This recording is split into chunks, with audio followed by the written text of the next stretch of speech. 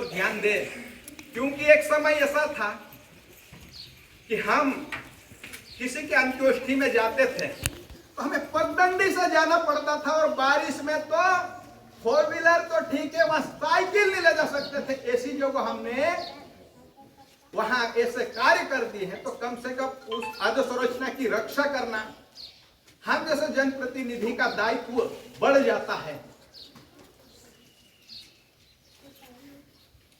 मैंने कई ऐसी चीजें सौंपी है, धरोहर में जो मिला है उसको सहेज कर रखना हमारी जवाबदारियां बन जाती है। और इसी के साथ मैं सम्मान्य वरिष्ठ हमारे शिक्षकों से भी अपील करना चाहता हूं कि आज से 20 साल पहले हम नजर दौड़ाएं तो मैट्रिक तक का भी बच्चा भोरदिया में किसी परिवार के यहाँ नहीं था। मैंने जब भोरदिया की सत्ता संभाली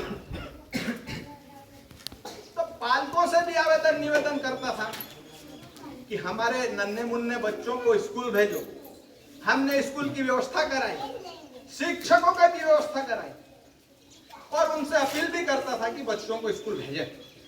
कई बार मैंने प्राइमरी स्कूलों में पालकों को बुलवाया, बच्चों के उनके साथ बैठकें करी कि बच्चा अगर पढ़ेगा लिखेगा नहीं तो वो आगे उन्नति नहीं कर सकता।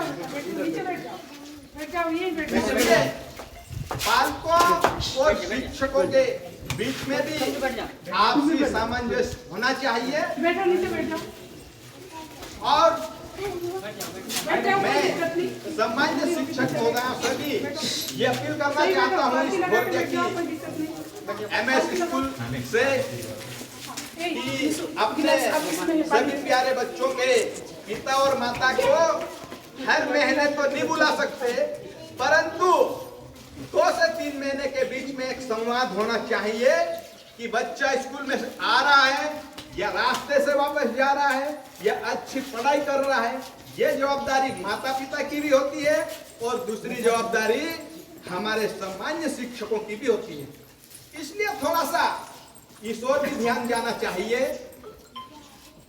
मैं ज्यादा समय न लेते हुए मैं जल्दी ही अपनी वाणी को विराम देना चाहूंगा, लेकिन इसके साथ साथ हमारे क्षेत्र की सरपंच महोदया से मैं ये निवेदन करना चाहूंगा, मैं ये आशा और अपेक्षा ही करता हूं कि आज की ग्राम सभा में मैंने वास्कल फलिया लास्ट बॉर्डर तक जो सीसी रोड बनाया है, वहां इस भोरदिया के आधी आबादी उस जंगल में जाती है, वहां से लोगों को लकड़ी लाना पड़ता है, वहां से अनाज लाना पड़ता है, बरसात की फसल लाना पड़ता है।